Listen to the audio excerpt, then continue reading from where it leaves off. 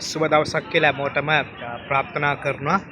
ඉතින් මේ මට පුංචි දෙයක් කියන්න හිතුණා. අර පසුගිය දිනක මේ පාර්ලිමේන්තුව වට කරලා ඔය සජිත් පිටියානේ මේ කාලකන්ණි වහල්ලු ටිකක් ඒ වහල්ලු ටිකෙන් අතරින් හිටිය එක කාන්තාව. මම දන්නේ මේ කාන්තාවට මනුෂ්‍යාත්මයක් තියෙන කාන්තාවක්ද එමත් නැත්නම් මේ බත් වෙනුවට අසුචි කන කාන්තාවක්ද කියන එක ඇත්තටම ලොකු ප්‍රශ්නයක් වෙනවා. ඒ තරමට ජහනමේ වශයෙන් ලොකු අවුල් ගතියකුත් තියෙනවා. ඉතින් මම මේ වීඩියෝ එක කරන්නේ මම දැක්ක ඒ කාන්තාව හඟුරු කනවා. ඉතින් මේ වගේ වහල් කාන්තාවන්ට මේ දැන් මේ වෙනකොට ටොයියෝ බයියෝ ටොබයියෝ මිකිල්නේ කාලකන්ණි වහල්ලුන්ට ඔබට මතක නම් ගෝඨාභය රාජපක්ෂ 20 දී චීනෙන් අසුචි නැවක් ගේනවා. අසුචි කියන්නේ තනිකර මේ ගූ නැවක් ලංකාවට ගේනවා. ඒ කියන්නේ ඩොලර් මිලියන ගහනක මේ සල්ලි ටිකක් අරගෙන මේ ඒ නැව අපේ කොළඹ වරායේ නැංගුරන් අල්ලන්නට දෙනවා.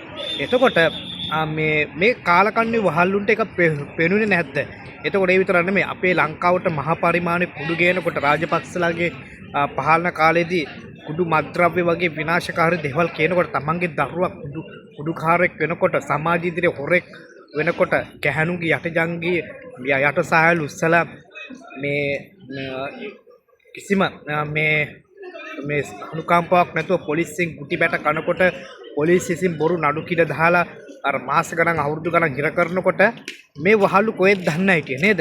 එතකොට තමන්ගේ නැති බැරි කමට මේ ගණිකා වෘත්තියේ ඉඳලා ඒ කාන්තාවන්ව පොලිසියෙන් අමානුෂික ලෙස මේ පහර දීලා මේ කාන්තාව බඩුවක් කියලා කියනකොට ওই වහල් මානසිකත්වයක් තියෙන කාන්තාව කොහෙද දන්නේ හිටියේ? එතකොට මැද පෙරදිග අපේ අම්මාලා වගේ ඉන්න මේ කාන්තාව සොයරියෝ විශාල වශයෙන් මේ මැද පෙරදිග තාඩන පීඩන වලට ලක් වෙමින් දැඩි ලෙස විශාල වශයෙන් දුක් විඳින්මින් ඉන්නවා මේ මැද පෙරදිග රටවල. එතකොට ඔය මේ සජිප වෙනුවෙන් ඉපෙදා අර කුමාර ජයකොඩි අනිවාර්ය කුමාර ජයකොඩි කියන පාරයව මමත් කියන්නේ එල්ලවන්න ඕන. අපි ජාතික ජන බලවේගය තමයි. නමුත් මොකද මම ඌට පහරය කියලා කියන්නේ ඌ විදුලි බල මණ්ඩලයේ මොකක් කර රජයේ තනතුරක් දක්නකොට තමයි ওই ගල්වගුරු මේ බාලාගුරු මේ වංචා වෙලා තියෙන්නේ. ඒක පිළිගන්න. ඒකට අනිවාර්යයෙන්ම මේ කුමාර ජයකොඩි වැඩි කරුණා මේ පාර්ලිමේන්තු මන්ත්‍රී දුරත් අහෝසි කරලා ඇමතිකමත් අහෝසි කරලා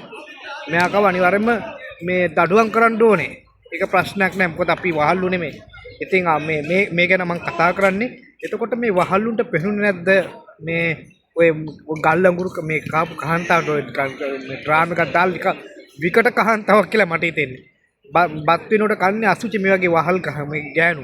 ඉතින් ඇත්තටම අපේ ලංකාවේ මොනතරම් මේ අධ්‍යාපනයේ බෙලහින කරලා මොනතරම් මේ වගේ වහලු නිර්මාණය කරලා තියෙනවද කියන එක ඇත්තටම කතා කරන්න ගියොත් පැයක් විතර යනවා. ඉතින් මම කැමති නැහැ මිනිස්සුත් වැඩ කරන ගමන් යම් වීඩියෝ එකක් අපි දාන වීඩියෝ එකක් බලනවා. ඉතින් මම නම් කියන්නේ අපි මේ ලංකාව කියන සුන්දර රටක ඉපදීම ගැන ඇත්තටම පට්ට සතුටක් තියෙනවා. නමුත් මේ වගේ වාල් මානසිකත්වයක් තියෙන මේ අපි කැපුවත් කොළ අපි කැපුවත් මහින්දගේ රනිල්ගේ අපි කැපුවත් සචිත්ගේ කියාගෙන එන වහල් මානසිකත්වයක් තියෙනනේ ගැහණු. උන් ඇල්ල මේ ගැහණු තරන්නේ පිරිමිත් සමාජෙත් ඉන්නවා අපේ වහල්ලු ටික.